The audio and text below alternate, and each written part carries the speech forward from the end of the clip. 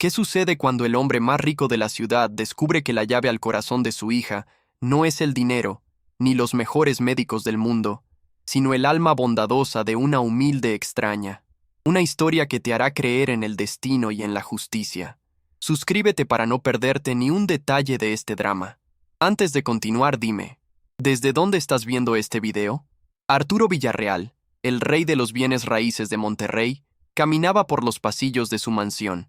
Cada paso retumbaba en el silencio, un eco de su propia soledad. En una pantalla, observaba a su joven hija, Luna, en su cuarto de juegos, un paraíso de juguetes caros que ella nunca tocaba. Mientras cerraba un trato de millones de dólares por teléfono, su mirada no se apartaba de la figura solitaria de su hija. Tenía todo el dinero del mundo, pero no podía comprar una sola palabra de Luna. Sentía que era un padre fracasado, un arquitecto de imperios incapaz de construir un puente hacia su propia sangre. Fue entonces cuando llegó Sofía Ramírez, una mujer de Chiapas con la tierra de su pueblo en la mirada y una serenidad que desarmaba. A diferencia de las cuidadoras anteriores que llenaban el silencio con ruido, Sofía simplemente se sentó y observó. Ella no veía una enfermedad, sino un lenguaje secreto que nadie se había molestado en aprender. Sofía notó el ritual diario de Luna. La muchacha pasaba horas en la ventana, con su pequeño dedo apuntando firmemente hacia el parque. Los médicos decían que era un gesto sin sentido, un movimiento repetitivo, pero Sofía sentía que ese dedo era una brújula apuntando a un tesoro escondido. Un día, guiada por una corazonada, una de esas que nacen del alma, Sofía tomó la mano de Luna y la llevó al parque. El sol de la tarde bañaba los árboles mientras caminaban en silencio. Luna no se resistió. Por el contrario, parecía guiarla con una urgencia silenciosa. Finalmente, Luna se detuvo y levantó su brazo. Su dedo no apuntaba al vacío, ni a un árbol, ni a los juegos. Apuntaba directamente a una ancianita sentada en una banca solitaria, con la mirada perdida en el horizonte, cargando sobre sus hombros el peso de una profunda tristeza. Sofía sintió un escalofrío, como si una fuerza invisible las hubiera llevado hasta ese preciso lugar. La conexión entre la niña silenciosa y la anciana triste era un misterio que flotaba en el aire, palpable y urgente. Se acercaron lentamente, con el corazón en un puño. Justo en ese instante, dos hombres de aspecto rudo y mirada cruel se pararon frente a la anciana. Su voz era un látigo de desprecio. «Ya es la última advertencia, Elvira. Tiene hasta el viernes para largarse», dijo uno de ellos, arrojando un papel arrugado sobre su regazo. Era una orden de desalojo. La anciana se encogió, sus ojos llenándose de un miedo que partía el alma. Luna, al ver la escena, apretó con fuerza la mano de Sofía, un temblor recorriendo su pequeño cuerpo. No era una reacción al azar, era una respuesta directa a la crueldad que estaba presenciando. Sofía observó a los hombres, empleados de un tal Ricardo Montes, un nombre que resonaba con la maldad de sus actos. La injusticia era tan clara como el sol que los iluminaba, un acto de cobardía contra una mujer indefensa. El corazón de Sofía se llenó de una furia protectora. Se preguntó qué lazo invisible unía a la hija de un multimillonario, encerrada en su propio mundo, con una pobre anciana a punto de perderlo todo. ¿Era una simple coincidencia o era el destino, tejiendo un tapiz complejo cuyos hilos apenas comenzaban a revelarse? La imagen de la anciana temblando y de los matones riéndose con desprecio se grabó en su mente. Supo en ese momento que no podía quedarse de brazos cruzados. Este encuentro no era el final de un paseo, sino el comienzo de una batalla que no había pedido, pero que no podía abandonar. ¿Cómo era posible que el dedo de una niña que nunca había hablado los hubiera guiado a un drama tan profundo y urgente?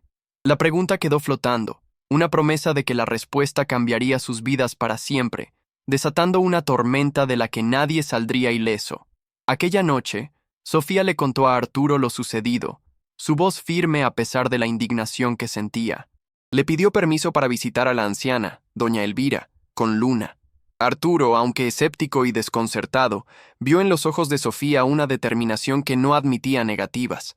Accedió, más por curiosidad que por fe. Así comenzaron las visitas diarias al parque. Sofía, Luna y doña Elvira se sentaban juntas en aquella banca, formando una isla de paz en medio de la ciudad. No hablaban mucho. Sofía le ofrecía a la anciana un café caliente, mientras Luna simplemente observaba, absorbiendo la bondad silenciosa que emanaba de ellas. Arturo las observaba desde la distancia, oculto en su lujoso automóvil. Veía cómo la rigidez de los hombros de su hija se suavizaba junto a la anciana. Un día, vio a Luna ofrecerle a doña Elvira una pequeña flor que había arrancado del césped. Fue un gesto minúsculo, pero para Arturo fue un terremoto. Poco a poco, el muro de cristal entre Arturo y el mundo de su hija comenzaba a mostrar grietas. Empezó a esperar con ansias los reportes de Sofía, no los de sus ejecutivos. La voz cálida de la cuidadora se convirtió en el único bálsamo para su alma solitaria y atormentada. En sus conversaciones nocturnas, él descubrió la historia de Sofía. Supo de las tierras que un político corrupto le robó a su familia en Chiapas, de su lucha por la dignidad lejos de casa. Veía en ella una fuerza moral inquebrantable, una riqueza que su fortuna jamás podría igualar. La conexión entre ellos crecía con cada palabra compartida. Él, acostumbrado a mujeres que veían en él un cheque en blanco, se encontró desarmado ante una que solo veía al hombre, al padre preocupado, y ella, que había perdido la fe en la justicia, encontraba en su mirada un anhelo de redención. Doña Elvira también les abrió su corazón. Les contó que su casa había pertenecido a su familia por generaciones, un santuario de recuerdos que Ricardo Montes quería demoler para construir una torre de apartamentos sin alma. Su voz se quebraba al hablar de la presión y las amenazas constantes. Una tarde, mientras la anciana relataba con lágrimas en los ojos cómo los matones habían asustado a su gato, ocurrió el milagro. La tristeza de doña Elvira era tan densa que se podía tocar.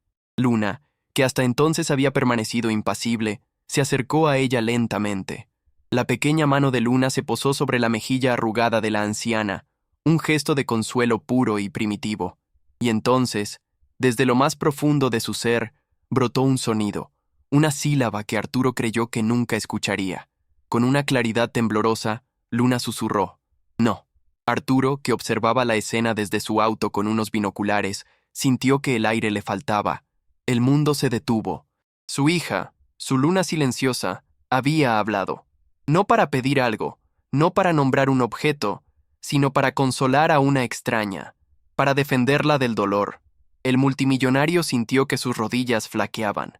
Todas las terapias costosas, los especialistas de renombre mundial, todo se desvaneció ante la simpleza de ese momento. La cura no estaba en la ciencia ni en el dinero, estaba en la compasión, en la conexión humana que Sofía había cultivado con paciencia. Esa noche, Arturo ya no era el mismo hombre. Vio a Sofía con una veneración que nunca había sentido por nadie. Ella no solo estaba cuidando a su hija, la estaba sanando, le estaba devolviendo el alma que él creía perdida para siempre. Su corazón se desbordó de una gratitud abrumadora. Mientras tanto, Ricardo Montes se impacientaba. La anciana seguía resistiendo, y sus inversionistas comenzaban a presionarlo. La terquedad de esa mujer era una piedra en su zapato. Decidió que era hora de dejar de lado las advertencias y pasar a la acción directa. Una noche, los mismos matones regresaron, pero esta vez no llevaban papeles. Llevaban palos y piedras. Rompieron las ventanas de la pequeña casa de doña Elvira, pintaron amenazas en sus paredes y destrozaron su humilde jardín. El mensaje era claro. La próxima vez, no se detendrían en la propiedad. Sofía y Luna llegaron al día siguiente y encontraron a doña Elvira barriendo los vidrios rotos, su cuerpo temblando pero su espíritu aún indomable. La devastación era total. Luna, al ver las paredes manchadas, se aferró a Sofía, sus ojos llenos de una confusión y un miedo que rompieron el corazón de todos. Cuando Arturo se enteró, una furia helada recorrió sus venas. La injusticia había cruzado una línea. Ya no era un problema ajeno, se había convertido en un ataque directo contra las personas que estaban reconstruyendo su vida y a su hija. La bestia de los negocios, el depredador que había construido un imperio, despertó. Decidió investigar a Ricardo Montes por su cuenta. Lo que descubrió lo dejó pasmado. Montes no era solo un matón de poca monta, era su rival directo en el mercado inmobiliario, un competidor que estaba intentando superarlo con las mismas tácticas depredadoras que usaba contra gente indefensa. Ahora todo tenía sentido. La batalla por la casa de doña Elvira no era solo un capricho de un constructor ambicioso. Era una pieza en un juego mucho más grande, un juego de poder y codicia en el que Arturo era uno de los jugadores principales, aunque hasta ahora no lo sabía. La lucha se volvió personal. Proteger a doña Elvira ya no era solo un acto de caridad, era defender su propio territorio, su propio código de honor. Era demostrarle a Montes que había hombres a los que el dinero no podía corromper y que había elegido meterse con la familia equivocada. La conexión con Sofía se profundizó aún más.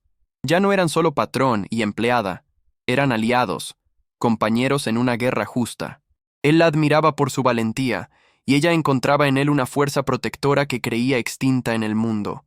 El amor florecía en medio del campo de batalla. Dale like si quieres saber cómo esta noche cambiará sus vidas para siempre y si crees que el amor puede vencer cualquier mal. La guerra había sido declarada, pero el costo de la victoria podría ser más alto de lo que imaginaban. Arturo se dio cuenta de que tenía que actuar, y rápido. Montes no se detendría ante nada para conseguir lo que quería, y ahora Sofía, Luna y doña Elvira estaban directamente en su línea de fuego. El miedo a perder lo que acababa de encontrar era un motor más poderoso que cualquier ambición. Se enfrentaba a una elección imposible. Podía usar su fortuna para ponerlas a salvo, lejos del peligro, pero eso significaría rendirse ante la injusticia y enseñarle a su hija que los poderosos siempre ganan. O podía luchar, usando todo su poder para aplastar a Montes. Finalmente tenía un puente hacia el mundo de su hija, una conexión milagrosa construida por la bondad de Sofía. Pero para proteger esa nueva y frágil felicidad, tendría que declarar la guerra a un enemigo despiadado, arriesgando no solo su imperio, sino exponiendo a la mujer que amaba a un peligro aún mayor. ¿Qué haría un padre desesperado cuando proteger a su familia significaba arriesgarse a destruirla? La respuesta a esa pregunta no solo definiría su futuro, sino que revelaría quién era realmente Arturo Villarreal, un hombre de negocios o un héroe a punto de nacer. Arturo Villarreal ya no era un observador. La transformación estaba completa. Movilizó a su equipo de abogados e investigadores, no para adquirir propiedades, sino para desenterrar cada fraude y extorsión cometidos por Ricardo Montes. Usó su inteligencia estratégica, la misma que construyó su imperio, como un arma para la justicia. Su plan no era solo defensivo, era un ataque total. Filtró anónimamente a la prensa pruebas de las tácticas ilegales de Montes, creando una ola de escrutinio público. Cada movimiento estaba calculado, cada pieza colocada en el tablero para acorralar a su rival en el lugar donde más le dolería. Su reputación. El clímax llegó en una reunión pública del ayuntamiento sobre el polémico proyecto de Montes. La sala estaba llena de periodistas y vecinos. Montes subió al podio, sonriendo con la arrogancia de quien se sabe ganador. Comenzó a hablar de progreso y modernidad, palabras vacías para ocultar su avaricia desmedida. Para justificar el desalojo, empezó a difamar a doña Elvira, pintándola como una vieja terca que se oponía al futuro. La llamó usurpadora, una carga para la comunidad. Sus palabras eran veneno, diseñadas para humillarla frente a todos. Doña Elvira, sentada en primera fila, agachó la cabeza, su dignidad herida. Pero antes de que pudiera continuar, una voz clara y fuerte resonó en la sala. «¡Usted miente!». Era Sofía de pie, con una mirada de fuego. Todas las cabezas se giraron hacia ella. Con una elocuencia que brotaba del corazón, defendió a la anciana y a la comunidad. «Esa mujer a la que usted insulta», dijo Sofía, su voz temblando de pasión, «es el corazón de este barrio. Su casa no son solo ladrillos, son las raíces de una comunidad que usted quiere destruir por un puñado de billetes. La verdadera pobreza, señor Montes, es tener el alma vacía como usted». El discurso de Sofía electrizó el ambiente. La gente comenzó a aplaudir. Montes, rojo de ira, intentó callarla, pero ya era tarde. En ese momento, Arturo Villarreal se levantó y caminó hacia el escenario, llevando de la mano a su hija, Luna. El silencio en la sala fue absoluto. Arturo tomó el micrófono. «Este hombre habla de futuro, pero su único negocio es destruir el pasado», dijo con voz grave. «Y para que no quede duda de su carácter, he traído a una experta en la maldad, una persona que no miente porque apenas conoce las palabras». Miró a su hija con ternura. Luna observó a Ricardo Montes, su rostro contraído por el odio. Entonces, levantó su pequeño brazo, su dedo apuntando directamente al empresario, como aquella primera vez en el parque. La sala contuvo el aliento, esperando el milagro que estaba a punto de suceder. Y con una voz que, aunque suave, resonó como un trueno, Luna miró a la multitud y declaró: «Él es malo». El impacto de esas dos simples palabras fue devastador. Venían de una fuente tan pura, tan inesperada, que nadie dudó de su verdad.